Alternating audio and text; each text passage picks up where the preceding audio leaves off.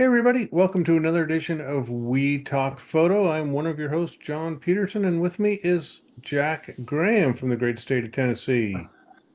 How great it is. We had snow today. We got about 2 inches. Yeah, you had a big winter When I storm get headed done your with you, direction. I'm heading to the park. So Good for you. Good for you. Well, I hope everybody out there listening is doing well as well. Yeah, we're still in the middle of winter, even though I'm seeing some spring flowers start to pop up here in the Northwest. Winter is still in full swing. We just had snow up here in Oregon, and I got out and shot a little bit, which was great. And yeah, just sort of being patient, just being patient. Well, folks, today we have a wonderful guest for you. It's somebody that I saw some of his photographs online, and they spoke to me in such a way that I reached out to him and asked him to come on the show so we could all learn more about him. And with that, I would like to introduce Brent Clark. How you doing, Brent? Hey there, doing great. I'm happy to report that here in Wisconsin it's above 0 Fahrenheit, which hasn't been the case recently. I'm doing really well and happy to be here. Great to meet you Yeah, guys. yeah, that's awesome. You come to us from the upper Midwest up in Wisconsin area, Yep, the heartland of America. yep. All your cheese and milk may come Yes, from here. indeed. Oh, it's kind of funny. Jack and I both have these really dramatic mountains as our backdrop for Zoom, and I was thinking of Wisconsin. I was like, are there any mountains in Wisconsin? I don't think I've ever been there. Nope, pretty flat, but it's definitely under the radar. It has, we're on the two Great Lakes. We're right next to the UP and Minnesota. It's got four beautiful seasons and gorgeous woods and I've spent a lakes fair amount and of all time that. up there. It's a beautiful state. Yeah. Yeah. Yeah, It's a lot but of water. there's not a lot of like landmarks. A lot It's of water. like, yep, Well, yep, in a way, that's kind of cool that there's no, I'll call them icons, massive icons, because it makes you have to think and work a little bit differently to compose photographs if you're shooting in that local area. Well, I'll go one step further, John, and I'll Yeah. tell you that Brent, I've lived in 9 states. I grew up around New York. I lived on the West Coast, California, Oregon, Washington. Lived in Illinois, Ohio, and now in Tennessee, and probably I'm missing one or two. But I always tell people that, when you live out west, and this is no disrespect, I love the people out west. Believe me, I love my time there. Jack But loves me. and a lot of times, you get out of your car if you're in the right place. You get out of your car, and this eight photographs. Yeah, You know, massively iconic photographs. yeah, Yeah. but where I live and where you live, and when I lived in Ohio and Illinois, you've got to look around and you've got to hone your skills and seeing. If you could become a good photographer, I was told this by a great photographer named John Shaw, that we talked about a minute ago. You could become a good photographer east of the Mississippi. When you go out west, you know, you still have to look and you still have to do your thing. But I Yeah. totally agree. I love the idea of like how the landscape you're in like shapes you like as an artist, yeah, and I think being here makes me just have to explore more and like improve my observation skills, especially with small scenes.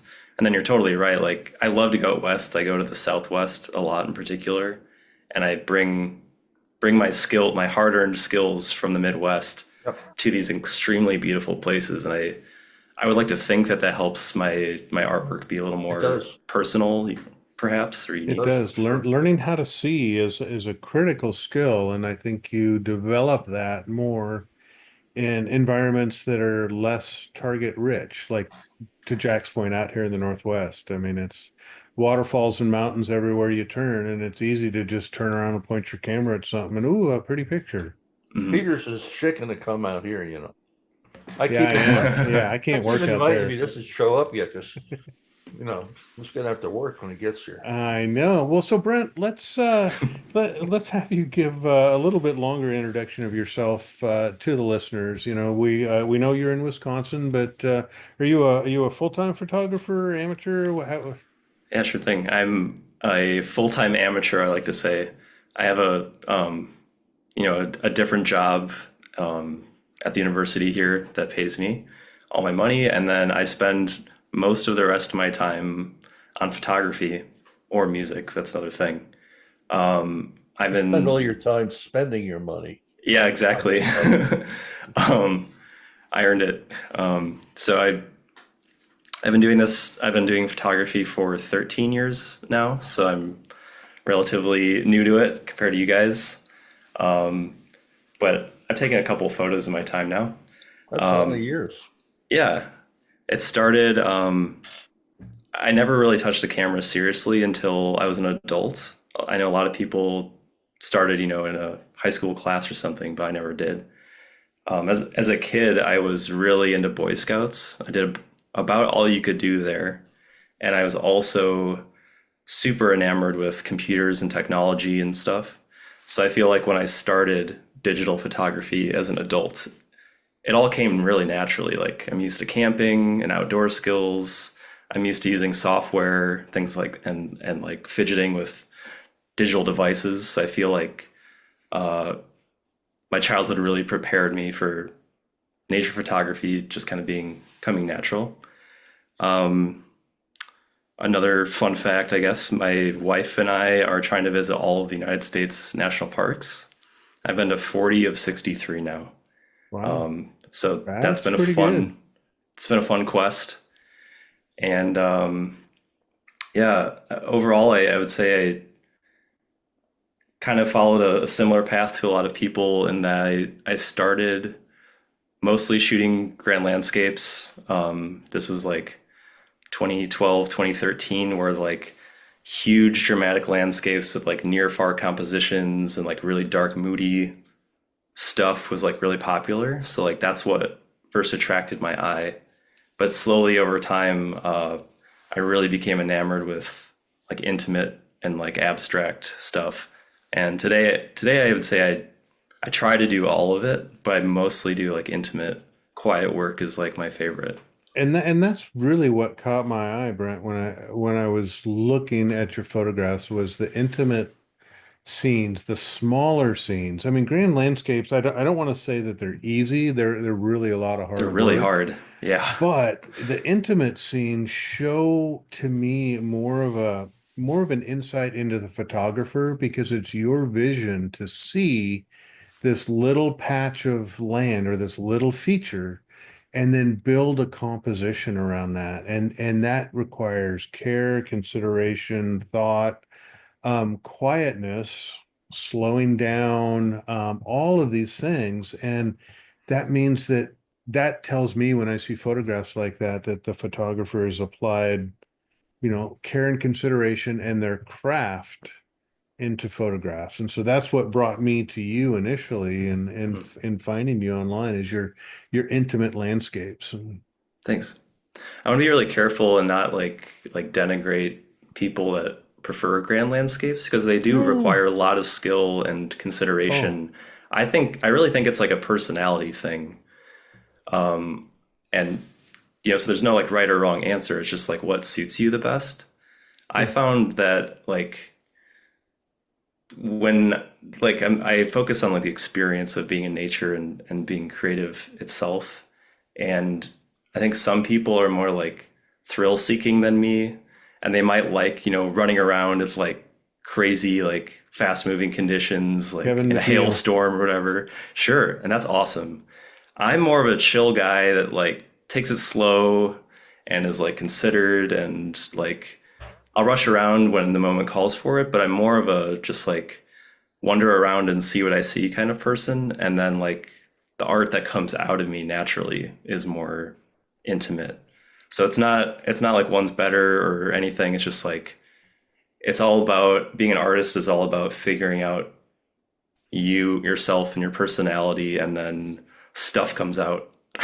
and Oh, whatever it I is would it is. totally agree with that. I think it's Yeah. very reflective of the personality.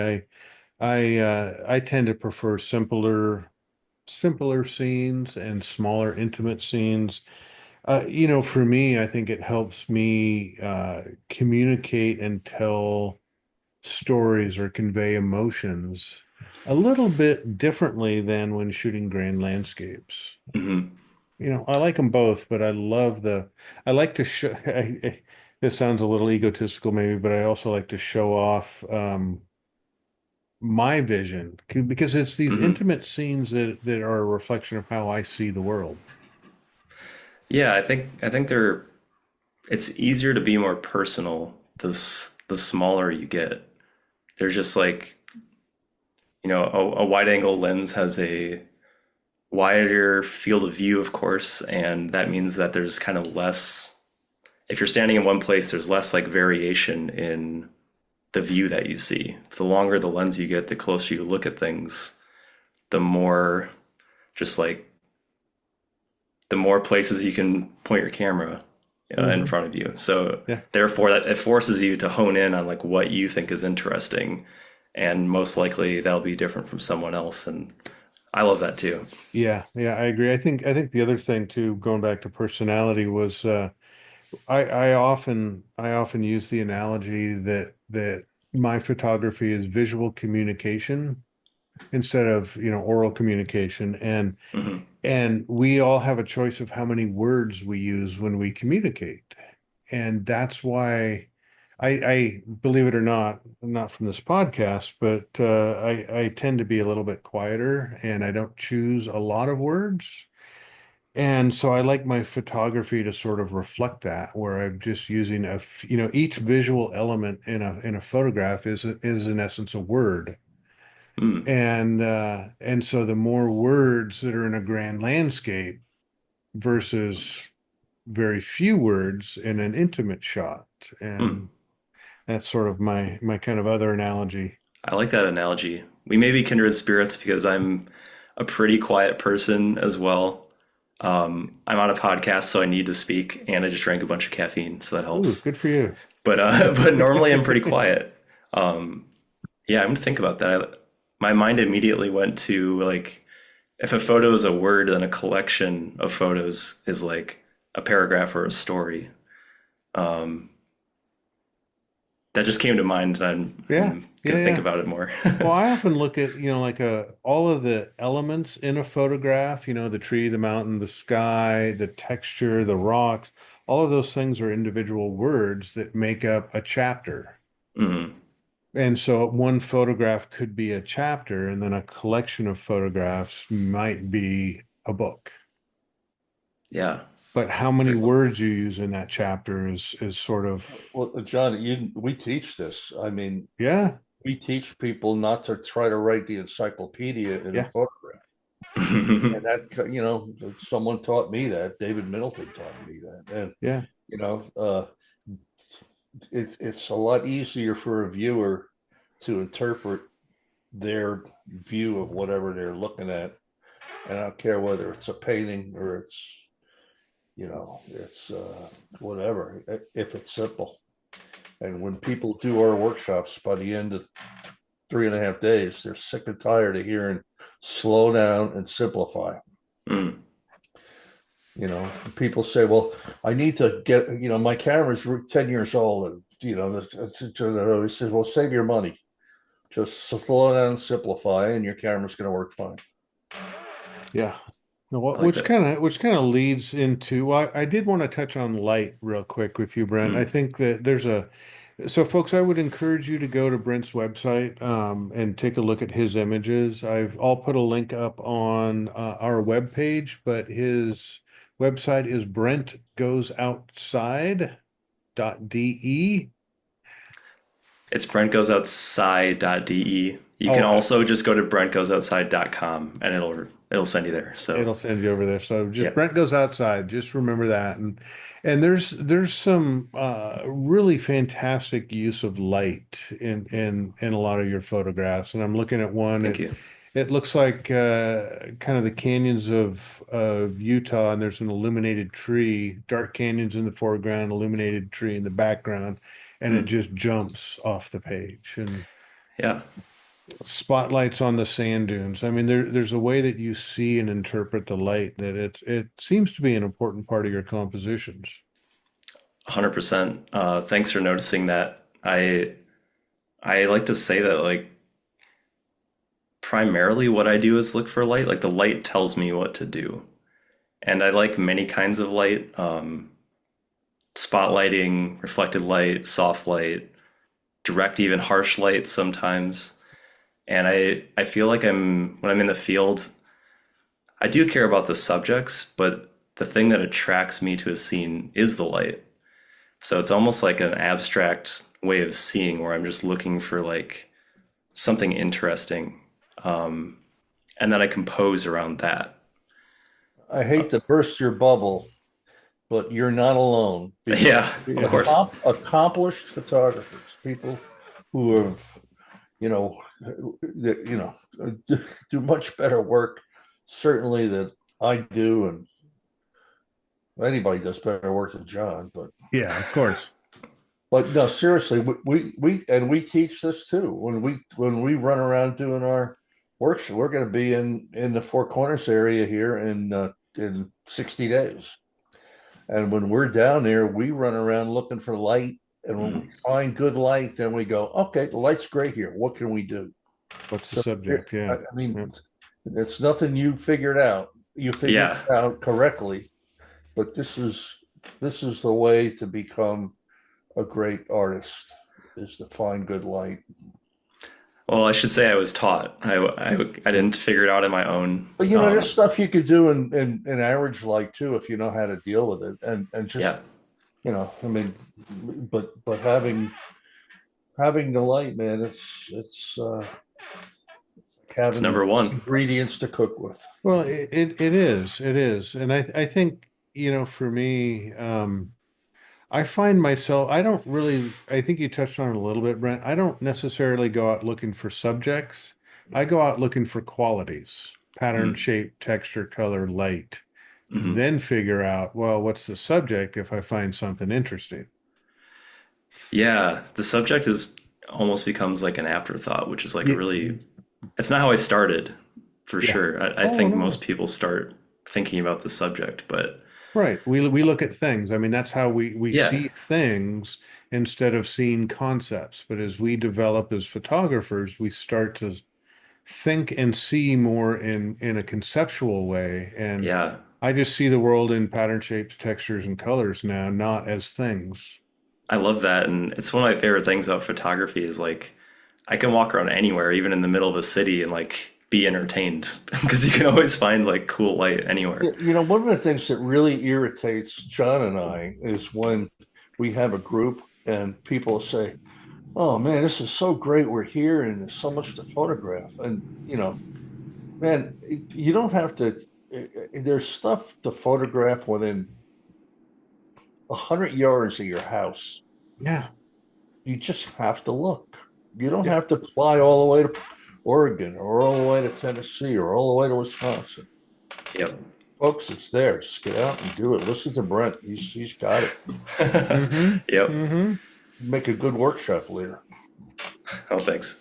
Yeah. Uh, I also like shooting local is also fantastic for conditions. I mean, especially in a place like that has four seasons, like I do. I'll look at my window and see if it's a beautiful snowy day. I can go out and shoot, and I don't have to go very far. And I love that. I bet you've also figured out, I bet you have maybe a half a dozen places that you've been to a million times. Yeah. And you say, I bet today it's going to look like X.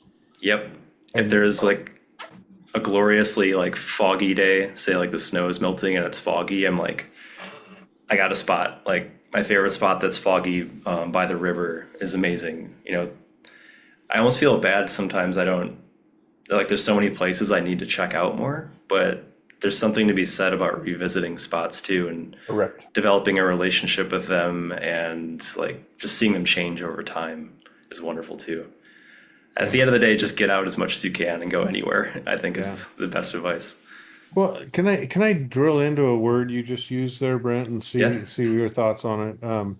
Because I hear and I believe I hear people talk about this, and I do believe in it as well. But you said develop a relationship Mm. with a location, Hmm. and that's a nuanced concept, I think, that some people don't quite get. Could you talk a little bit about what your thinking is around that? Yeah. Um, One, it's hard to give concrete examples, but I do have Yeah. one that maybe to start with. There's a place 30 minutes away from me that I love to go to all times of the year.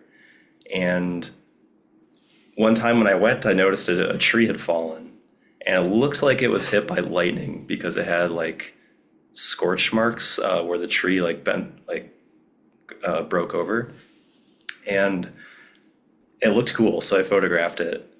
And then I think it was in the summer. And the next time I came, it was the fall, and a couple of like oak leaves had like fallen directly on the scorched place. And I was like, oh, that's cool. And I took a photograph of it.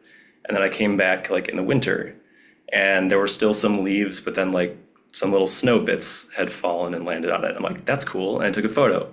And I came back the next spring, I think, in the rain, and the rain like made that spot of wood wet, and the colors like really popped. It looked like blue and orange, like normal just dry Yeah. wood. I was like, that's cool, and took a photo.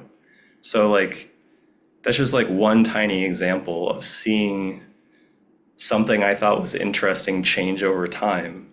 And then it makes me like curious every time I go there. I look, and I feel like that's a little bit of a relationship. The same can be said about the way trees grow or rocks crumble, or I've been going to the Colorado Plateau a lot in the last few years, and I feel like I'm developing a relationship with that. And in the last couple of years, I've started to notice a lot more just like nuances. So like, oh, like this year the trees are like the fall color is like a little behind, or like when I come at this time of year, the sun is higher in the sky than normal, so it kind of creates different lighting conditions throughout the day. Well, you Things know, like that. for me, like also with a relationship too, it's you learn to start listening, just like a human relationship, right? You listen to your other person, Hmm. and you start to observe and be responsive, and then you get deeper levels of understanding of them, and it's Yeah, really kind of can be a special thing if you slow down and listen and pay attention to your partner, which happens to be that particular location, you can learn a lot. yeah, yeah. Well put. I, Yeah. I totally agree, and those are the things that they keep me interested more and more. It's just like it makes my photographs more meaningful too. At the end of the day. Yeah. Oh yeah. I would agree with that. Um, before we started recording the program, we were talking a little bit about craft, and I think that's kind of a subject that I wanted to get back to, right, Jack? It's really amazing these days, and I know we're going to reiterate some things we mentioned in the pre-show. Um, and again, I'm the senior here of everybody, and as I have gotten older, I've noticed that the craft, and especially seeing it with people on our workshops, especially the younger the person, the more they want everything to happen quickly, and and they don't pay attention enough to the craft of what we're trying to do. And I brought this up. I allude to the table that we eat on. It's made from barn wood. It's made by an artist, It took months to the time we ordered it to the time we got it. And I always look at that and I tell people, someone made that table. They didn't go to Costco, they didn't go to IKEA. Someone made that table. And I think that's parallels, you know, what we're doing here. And, we're not alone. I mean, we had famous composers, we had famous writers, we had famous artists. And the ones that we can rattle off their names, they hone their craft to the nth degree. And that's something I think is getting away from us these days. If you want to expand on that, John? Well, yeah, I mean, I think so. I think we live in a society and a culture of instant gratification, and I just want my stuff.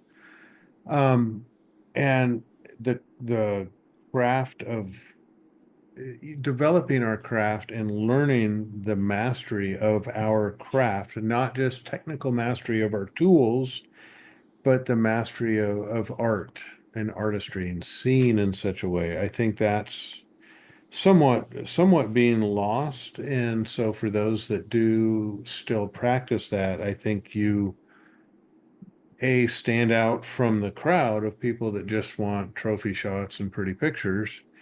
And B, I think you lead a more enriching life when you practice a craft. I And think and Brent, the oh, go ahead, Brent.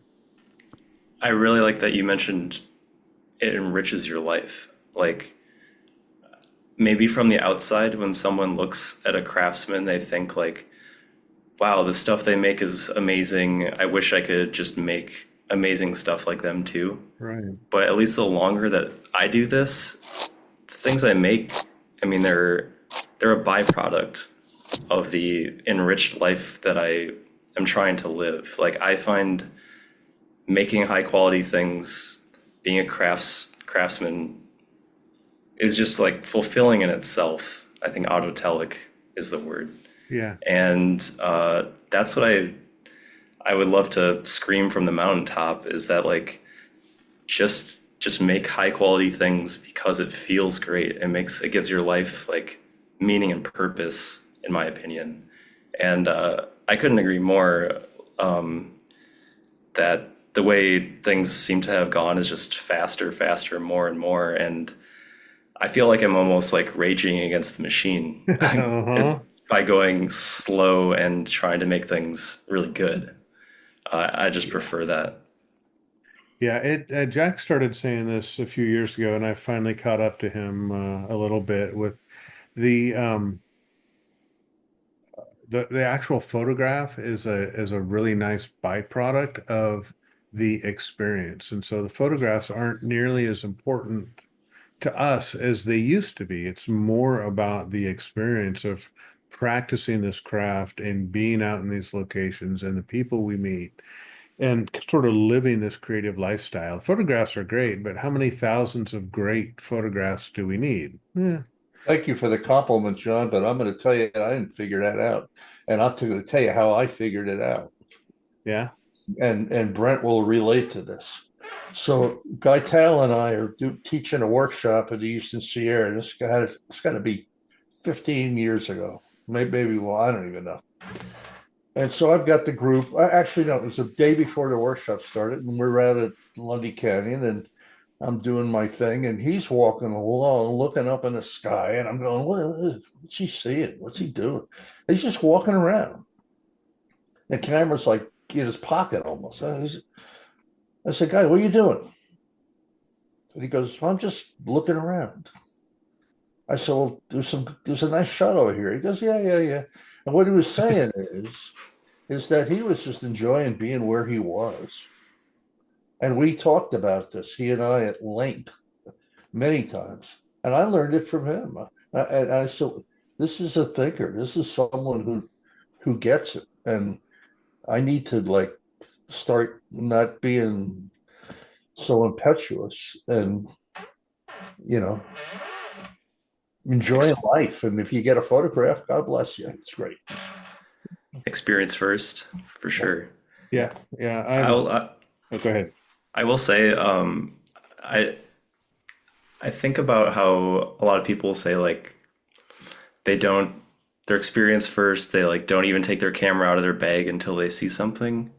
I feel like I'm a little different insofar as like I'm usually carrying my camera out with me, but the camera itself and just like and knowing that I could create something with it like heightens my experience in itself, which maybe that's a little different from some people, but knowing that I could create something in the moment makes me like more in touch, I think, with what's going on in front of me.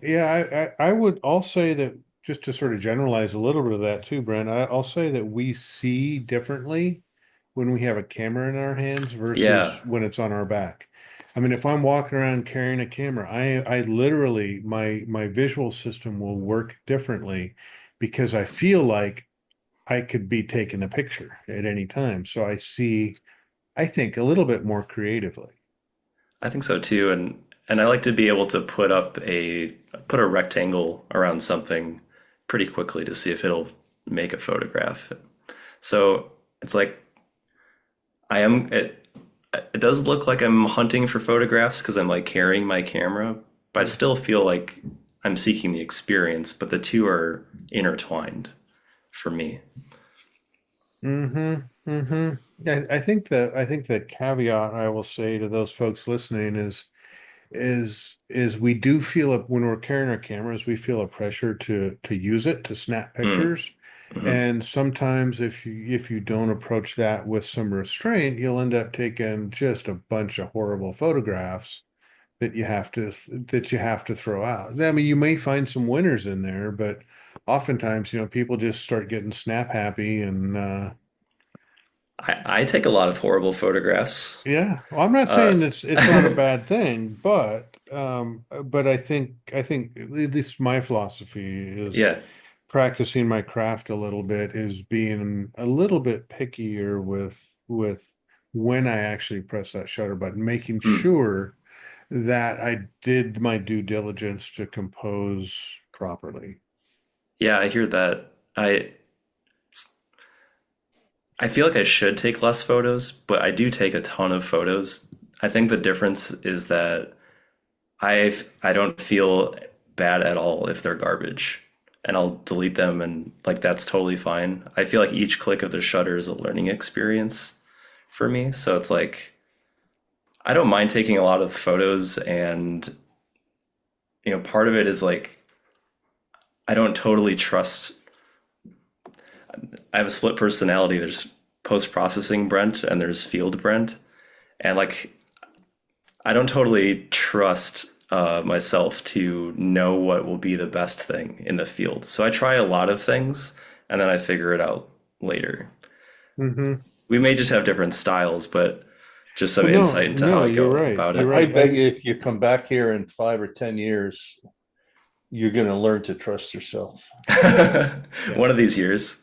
You'll get to that point. Hmm. I've Well, gotten more trust over time, but yeah, in the field I'm kind of just like very experimental and then I refine it. Um, Not that long ago, John, here I go with the age thing again, but the not old that man long thing. ago, I can remember going out with, you know, either film backs or a roll of 24 frames on a roll of film, and you go, oh my God. I mean, go go out and say, okay, well, I'm going out for a full day today, but I'm only going to take 6 frames or mhm. 12 frames.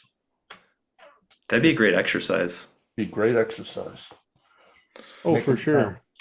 Brent, as you were saying that you get a little experimental and each photograph can be something. And Bruce, we just had on Bruce Percy and he talked about that a little bit and his philosophy is that each photograph, there are no bad photographs, and each photograph is a stepping stone towards a good photograph. Yeah. But there's a massive caveat in that for everybody, which is you have to be willing to learn from your mistakes. Hmm. You have to study your bad photographs. Why did they fail? What can I do differently? Then bad photographs can be very useful. Good point. But if you just trash them and don't learn from them, then you're just burning pixels for no benefit. Yep.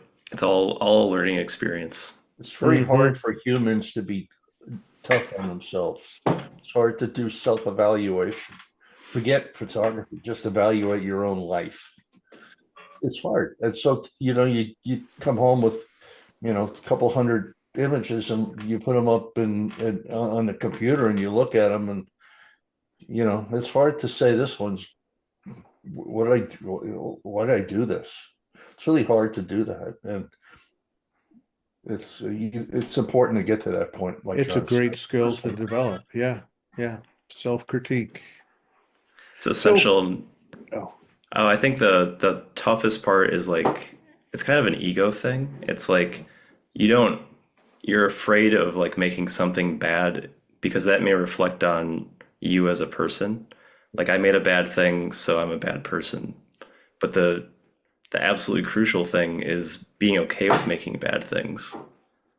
That's yes. like I think there's probably no more important lesson to learn than like separating your ego from some of these things. Um, that's I think that's the turning part in making your output a byproduct, like we talked about before, rather than um, I guess being too close to it and like making the stakes higher than they need to be unnecessarily.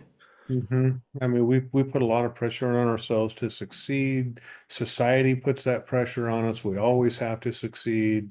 Making mistakes is bad. We don't make bad stuff. We can't make bad stuff. You're 100% right. So much of our existence is wrapped up into not making bad stuff. But One of the problems is that anymore now it's websites, and ebooks. But back in the day, when you saw a book done by, a well-known photographer or maybe someone you didn't know, you only saw their great work. Mhm. They're going to show you crap work in a yeah. book. And man, I got to tell you, when I was really just getting into this, I was very privileged to watch John Shaw edit slides on a slide tray. Mm. And, up until that point, I mean, I thought John walked underwater. I mean, he was the guy. And I looked and he's swiping his stuff into a trash can. And he looked at me and goes, my most important accessory is the garbage can. Yeah. And I said, wow, maybe there's hope for me because look at this jump that John shot. So we only see good things from people. And I have to tell you, I don't care who it is, it could be anybody. We all shoot average work. We don't all shoot great work all the time. No. Curation is one of the most important skills too. Is yeah, we talked about kind of the discernment of, evaluating and seeing what's good and what's not. And then yeah, if you want people to think you're a great photographer, just only show them your great photographs. It may be Hmm. very few, but how many do you need? Well, to take that one step further, I would say that who cares what people think? Who, you know, I mean, somebody's looking at your work, say, "Oh, that's a great photograph." No disrespect to them, but maybe they can't spell the word photograph. Telling you your Yeah. work is great. Yeah. So, and Yeah. that's the trap of social media. Why so many people fail because they're concerned with likes and Facebook and all this other stuff. So, Great anyway, point. It is a little bit human though, and as much as I slam likes, but it's human to want and seek acceptance and yeah, for and our work is no different. And to deny that is sort of lying to ourselves, I think. Yeah, So, we but want you to be have to part put of it the in tribe context. and we want to be accepted. So Yeah, it makes sense. yeah, yeah, great point. Well, Brent, kind of just getting towards the end of our show here. Is there anything, so you do you run a newsletter? So you have a great website. Do you have a Yeah, newsletter as thanks. well? I do. Yeah, I think websites and newsletters are like one of the most important ways of sharing digital work anyway. Just having a space that doesn't have a intermediary, like, Facebook or Instagram or whatever. So yeah, I have an email newsletter that I send out pretty infrequently, but it will notify people of my new releases. I like to release a lot of my work in like a gallery or collection format. And then I also like to share some stuff that's going on with me and then recommendations of like inspiring things that I see. So I encourage everyone to sign up for my newsletter and reply to it and chat with me.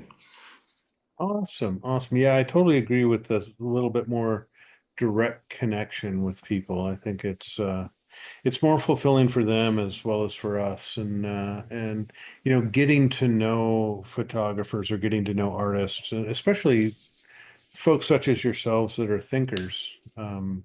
We didn't really dive into that as much on this show, but so maybe we'll have you back and talk about the thinking part of photography, because I know Guy Tal is one of your inspirations, and a lot of your work, I can see some similarities between your work and his, and I couldn't ask for a better person to be inspired by than Guy. Yeah. Well, Um, it could be you, John. yeah, I am pretty inspiring in my own mind. Yeah, we got the comedy show going on today. So, Jack, is there any final thoughts you have for Brent I today? just signed up for Brent's newsletter, Well, thank you. and Awesome. we'll get you down here to the Smokies. And Yeah, I'm going to visit the Smokies in the spring. I'm really excited. so give me a call. We'll talk. Sounds good. Just one last thing, John, and I'll leave this for people to think about. You talked about a subject and finding a subject and where you find it. Let's take that out. When I look at people's images on workshops, then I don't ask them what's the subject. I ask them what's the story. Because every image that we take is you're telling your story, and it might not be the same story to somebody else. If you watch people stand in front of a piece of art, in the museum, 10 people see it 10 different things. So it's good. The more that people look and see different things, the better. But I'm looking at your stuff, and man, there's stories all over the place. So you're way on your way ahead of where I was at your Yeah, age. you're on a So great journey, Brent. Thank I you. give you a lot of compliments, and just keep honing the craft, man. You're gonna be, you're already doing great work, but Will do. Thanks for the kind I can words. imagine in 10 years what you're gonna look like. Yeah, yeah. Any final thoughts from you, Brent, before we say our goodbyes? Uh, Thanks again for having me on. And yeah, to echo what you said, I just would love to encourage people to go outside and touch grass, as the kids say, and Yeah. just build stuff and make stuff and be excellent to each other. Yes, yes, very good words. All right, folks. If you have any questions, comments, suggestions, hit us up at wetalkphoto@gmail.com. And with that, thank you for making it to the end of this program, and we will look forward to seeing you on our next podcast coming up in the not too distant future. Brent, thank you for being here. Yeah, My thanks. pleasure. All It's right, an bye, honor. Thank folks. you. Bye bye. Take care.